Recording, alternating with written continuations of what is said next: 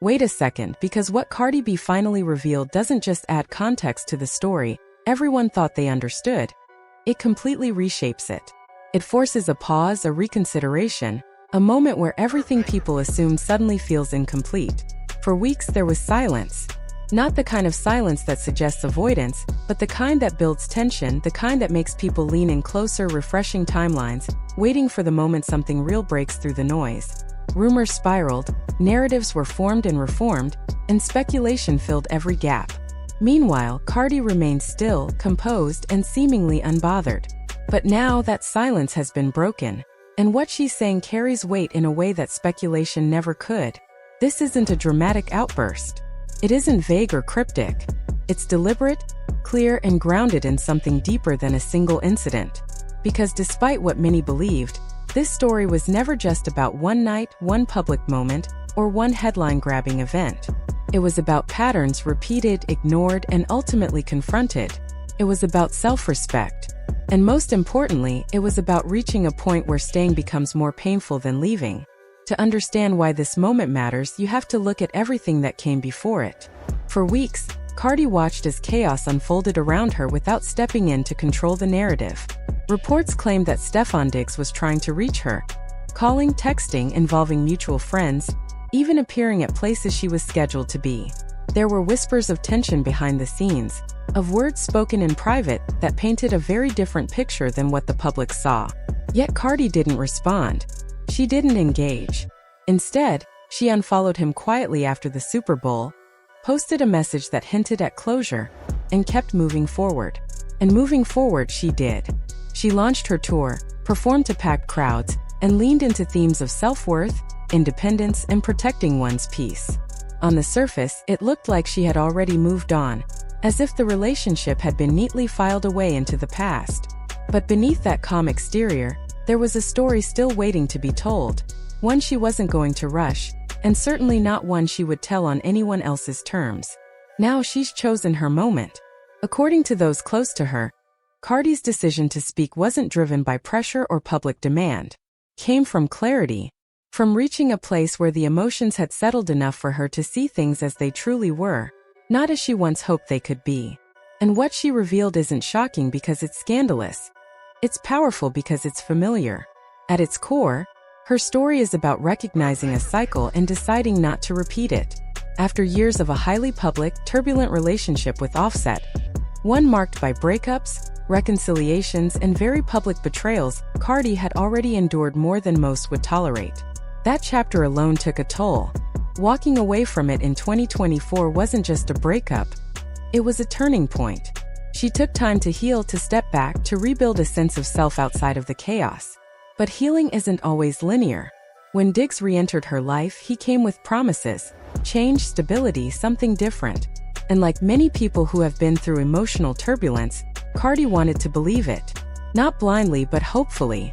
She saw the possibility of a fresh start, of a healthier dynamic, of finally getting the kind of love she had been searching for. But hope has a way of softening red flags. Looking back, she now admits the signs were there from the beginning. Not hidden, not subtle, just easier to overlook when you want something to work. She knew about his complicated personal life, about the children, about the overlapping timelines that didn't quite make sense. First, it seemed like history, messy but manageable. What she didn't fully grasp was that the past wasn't actually in the past. It was ongoing, active, and entangled in ways that would eventually become impossible to ignore. And that's where everything began to unravel. The Super Bowl wasn't the beginning of the problem. It was the moment the illusion collapsed. What happened there wasn't just uncomfortable, it was revealing. Multiple women connected to Diggs were present, visible, and unapologetically making their presence known. What should have been a private shared experience turned into something else entirely. Something public, messy, and deeply disrespectful. And in that moment, Cardi wasn't just reacting to the situation itself. She was seeing with undeniable clarity what she had been trying not to see all along. It wasn't just about who was there. It was about what that presence represented. Because what truly broke through wasn't jealousy or insecurity. It was realization. The realization that he either didn't understand why the situation was unacceptable, or worse, didn't care enough to change it. that he was comfortable allowing her to feel disrespected, that he expected her to tolerate the same dynamics other women in his life had accepted. That's when everything clicked. She didn't make a scene. She didn't argue. She didn't try to fix it in the moment. She left. Quietly, decisively, and without looking back. Not because of one incident, but because that incident confirmed a pattern she could no longer ignore. And once you see something that clearly, you can't unsee it. There were rumors afterward, questions about what happened later, speculation about cheating, about what may or may not have occurred behind closed doors. But according to Cardi, those details didn't even matter anymore. Because by that point, the trust had already been broken. The respect had already been lost. Whether there was one more incident or not didn't change the bigger picture. The relationship, as it stood, was not something she was willing to continue. And that's where her message becomes especially powerful. She's not trying to prove every allegation. She's not engaging in a back and forth about who said what or who did what. Instead, she's framing it in a much simpler, much more grounded way. She saw enough to know she deserved better, and she left. No theatrics. No over-explanation. Just clarity. Timing played a crucial role in how she chose to share this. She didn't speak while she was still hurt, still processing, still vulnerable to being pulled back emotionally. She waited until she felt steady, until she could talk about it without anger or confusion clouding her judgment. And that patience shows. Because what she's expressing now isn't reactive, it's reflective. And it's also freeing. Those close to her say she feels lighter now. Not just because the relationship ended, but because she no longer has to question herself within it. Her focus has shifted back to her work, her children, and her own sense of identity. There's a sense of peace that comes from choosing yourself, even when that choice is difficult. What's particularly striking is her willingness to take accountability without taking on blame that isn't hers.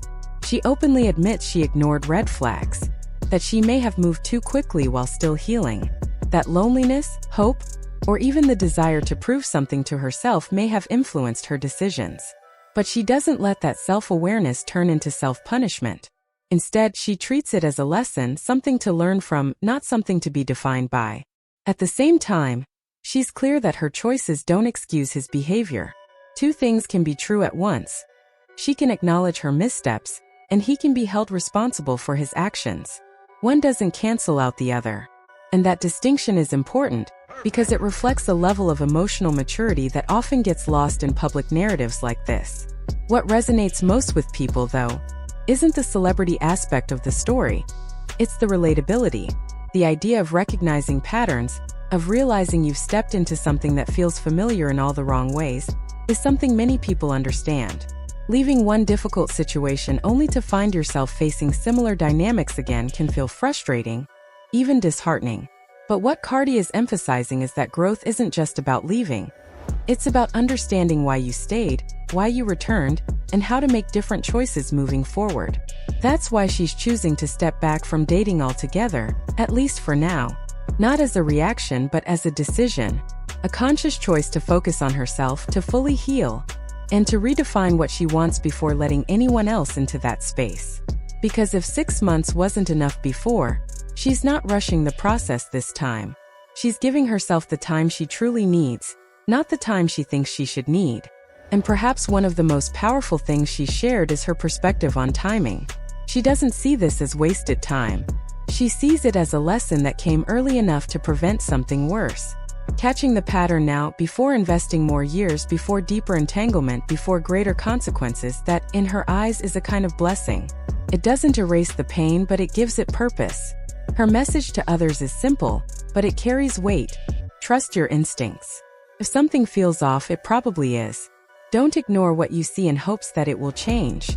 Don't stay just because you've already invested time. And don't trade your peace for the comfort of familiarity. Because in the end, the reason she walked away isn't complicated. She chose herself. She chose peace over chaos, clarity over confusion, self-respect over compromise. She chose growth over repetition, truth over illusion, and strength over comfort. And while that choice may not always be easy, especially under the scrutiny of the public eye, it's one that defines strength in its most genuine form. And that's why this moment matters. Not because it's dramatic, but because it's decisive. Not because it's loud, but because it's clear. Sometimes the most powerful statement you can make is simply walking away.